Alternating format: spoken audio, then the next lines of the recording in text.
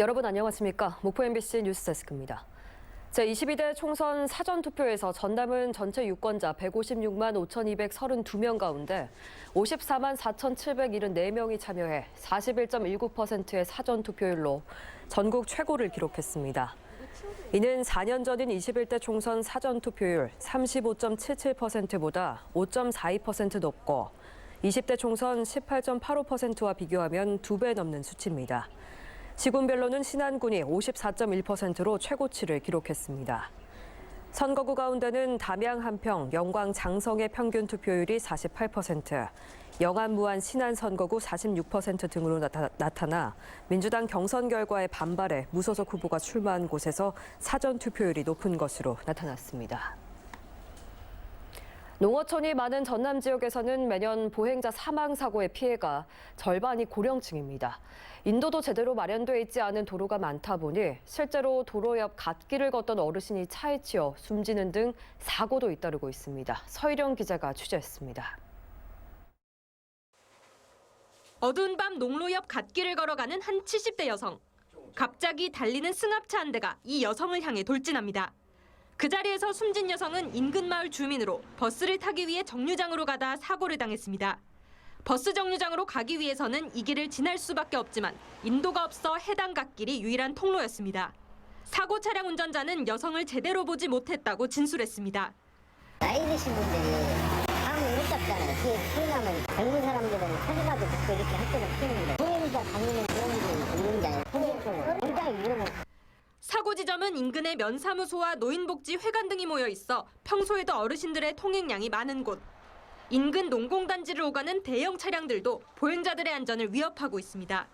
지자체에서도 이 같은 위험성을 고려해 지난 2016년 인근 일부 구역을 노인 보호구역으로 지정하기도 했지만 사고를 막지는 못했습니다. 노인 보호구역이 끝나며 인도도 함께 사라져 어르신들은 도로 갓길에서 위험한 보행을 하고 있습니다. 그 동네 사람들은 길이 그거밖에 없지. 농협 분소가 그거 있어가지고 낮에도 농협에 간 사람들하고 잠깐만 조심할 수밖에 없어. 지난해 전남에서 이처럼 갓길을 걷다 차량에 치여 숨진 사람은 모두 6명. 전체 보행자 사망 사고 가운데 10%가 넘습니다. 도심지에 비해서 보행 시설이나 그런 것들이 아무래도 미비할 거고요. 어두울 수 있어서 운전자가 그거를 좀 인지하지 못할 가능성도 높고요. 흰색이나 반사 재질을 가진 옷 착용하시고 보행을 하시라고. 지방도를 관리하는 전라남도는 우선순위를 정해 보행자 안전을 위한 인도를 설치하고 있다는 입장. 하지만 지방도 전체 2,700여 킬로미터 가운데 인도가 설치된 구간은 2%에 불과하고 그나마 차량 규제봉과 차선 도색 등 최소한의 안전시설 설치도 민원이 있을 경우에만 추진되는 등 농어촌 보행자 보호 대책은 소극적이기만 합니다. MBC 뉴스 서희령입니다.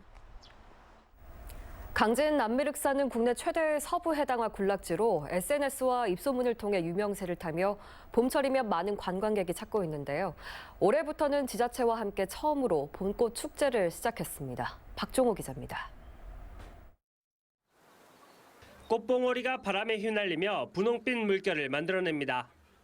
강진 남미륵사에 피어난 서부 해당화가 한껏 그 모습을 뽐냅니다.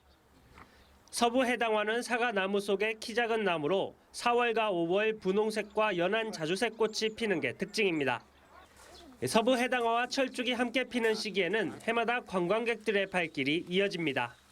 하늘 바람 길이라고 만들어서 가끔 이렇게 놀러를 다니는데 작년에도 한번 왔었거든요. 근데 올해 그때는 정말 만개를 해가지고 천상의 화원 같은데 지난 40년 동안 축구장 100개 면적의 정원을 조성해 일부를 일반에 공개해온 남미륵사. 관리의 어려움으로 5% 남짓한 일부 공간만 개방해왔는데 이번 축제 기간에는 2배가 넘는 8만 9천여 제곱미터를 추가로 공개합니다. 나는 어차피 빈손이라서 내가 빈손으로 돌아가기 때문에 힐링하고 아픈 사람들 치료하기 위해서 21만 평을 조성을 했죠. 강진구는 올해 반값 여행 등을 추진하며 공격적인 마케팅 행사를 추진하는 상황. 올해 처음으로 개최하는 서부 해당화 봄꽃 축제를 통해 관광객들을 강진읍 등으로 유치해 지역 경제 활성화에도 기여할 것으로 기대하고 있습니다. 이곳 남미륵사는 약 60만 명이 찾는 강진의 관광 명소입니다. 이곳을 찾는 관광객들이 강진으로 흡수돼 가지고 지역 경제를 활성화할 수 있는 중요한 그런 자원으로 또 핑크빛 포토존과 인생사진관, 버스킹과 봄소풍 음악회 등 다채로운 프로그램도 마련됐습니다. 분홍 물결이 장관을 이루는 서부해당화 봄꽃축제는 오는 14일까지 강진군 군동면 남미륵사 일원에서 계속됩니다. MBC 뉴스 박종호입니다. 광주고법 민사 3부는 황주홍 전 국회의원과 형제자매 등 5명이 군 복무 시절 긴급조치 9호 위반으로 구금된 것에 대해서 국가를 상대로 낸 손해배상 소송에서 국가의 항소를 기각했습니다. 황 전 의원은 1976년 긴급조치 제9호를 위반했다는 혐의로 구속돼 징역 1년형이 확정될 때까지 410일간 구금됐고 2014년 재심을 통해 무죄 판결을 받아 형사보상금 8,500만 원을 받았지만 소멸시효가 지난 상황에서 소송을 제기했다며 정부가 항소했습니다. 아시아 최초 슬로시티인 완도군 청산도에서 슬로 걷기 축제가 개막했습니다. 낮 기온이 23도까지 오르는 포근한 날씨를 보인 가운데 청산도에는 주말부터 걷기 축제에 참가하려는 인파가 몰려 청산 완도 스탬프 투어, 범바이키 치유 등을 즐겼습니다. 나비와 청산 과자를 주제로 나비 날리기와 함께 시작된 축제는 오는 21일까지 이어지고 완도군은 4월 한 달간 청산도 방문 관광객에게 해양치유 1층 프로그램 이용료를 30% 할인 행사를 진행하고 있습니다. 전남교육청이 실시한 글로컬 박람회 주제가 공모에서 목포 석현초등학교 이무균 교사가 제작한 세상의 소리쳐 글로컬이 최우수작으로 선정됐습니다. 임 교사가 공모한 주제가는 인공지능 프로그램을 활용한 것으로 전남교육청은 작곡가 김형석 씨에게 편곡을 맡겨 박람회 기간 사전 공연과 다양한 행사에서 활용할 예정입니다. 대한민국 글로컬 박람회는 오는 5월 29일부터 6월 2일까지 여수 세계 박람회장에서 열릴 예정입니다. 오는 5월 열리는 제53회 전국 소년체육대회와 제18회 전국 장애학생 체육대회를 앞두고 경기장 시설물 안전사고 요인을 제거하기 위해서 전남도가 민관 합동 점검에 나섰습니다. 이번 점검에는 건축과 전기, 소방 등 공공유관기관과 민간 전문가들이 참여해 경기장 구조물 손상 여부와 소방설비 작동 상태, 누전 차단기, 가스 배관과 승강기 등을 집중 점검하고 있습니다. 전남도는 최근 56개 경기장을 대상으로 1차 점검을 마쳤고 이달 말까지는 모든 경기장의 안전 점검과 후속 조치를 마무리할 계획입니다.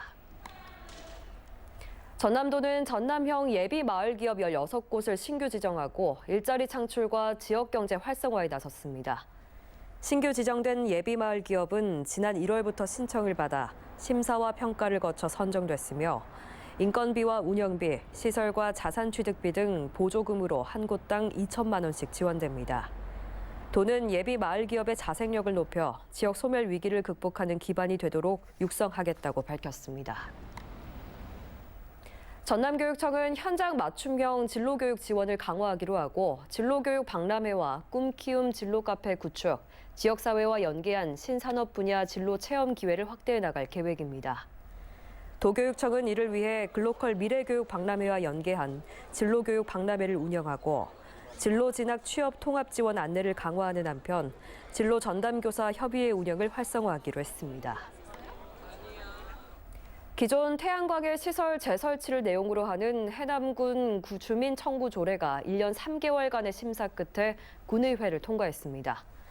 해남군 의회가 의결한 주민 청구 조례는 단서 조항에서 기존 태양광 발전 시설의 경우 같은 면적 이내의 변경에 대해 개발 행위 허가 당시 기준을 적용하고 주거 밀집 지역 등에는 주민 동의와 공동 지분 참여를 의무화했습니다. 해남군 주민 1,515명이 제출한 주민 참여 조례는 지난 2022년 12월 해남군 의회에 수리돼 5차례의 특별위원회의와 선진지 견학 등 심사 과정을 거쳤습니다. 완도군은 해조류 자원 조성 사업인 바다숲 조성사 보고회를 갖고 한국수산자원공단 남해본부와 함께 신지면 동고리의 잘피와 해조류 복합숲을 조성할 계획입니다.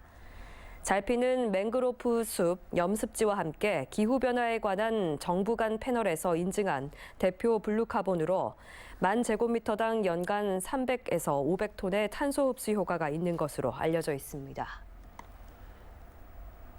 옛 목포세관을 활용한 복합 문화 공간인 미식문화갤러리 해관 1897에서 쿠킹 클래스 프로그램이 열립니다. 키즈와 커플, 디저트 등 다양한 테마로 구성돼 목포의 다채로운 맛을 만들어 볼 수 있는 이번 쿠킹 클래스는 오는 13일부터 진행될 예정으로 목포시청 누리집과 SNS 등을 통해 사전 신청이 가능합니다. 목포시는 2024 코리아 오픈 배드민턴 대회 개최를 위해서 목포시와 대한배드민턴협회, 전남배드민턴협회 간 업무 협약을 체결했습니다. 이번 협약에서 목포시는 대회 운영비 지원과 대회 시설 완비를, 대한배드민턴협회는 선수단 관리와 경기 운영 일체 등 대회 총괄 진행을 맡고 전남배드민턴협회는 경기 진행과 운영 요원 지원 등의 내용을 담고 있습니다. 2024 코리아 오픈 배드민턴 선수권 대회는 오는 8월 27일부터 9월 1일까지 목포 실내체육관에서 6일간 진행됩니다. 한국교통안전공단 광주 전남본부가 이달부터 3개월 동안 광주 전남 지역법인 택시업체 95곳과 함께하는 안녕하세요 교통안전 챌린지를 진행합니다. 증가하는 법인 택시 교통사고에 대응하기 위해 마련된 챌린지에서는 교통안전 컨설팅이 제공되며 추후 업체별 사고율과 법규 위반율 등의 점수를 합산해 상위 업체들에게 표창도 수여됩니다.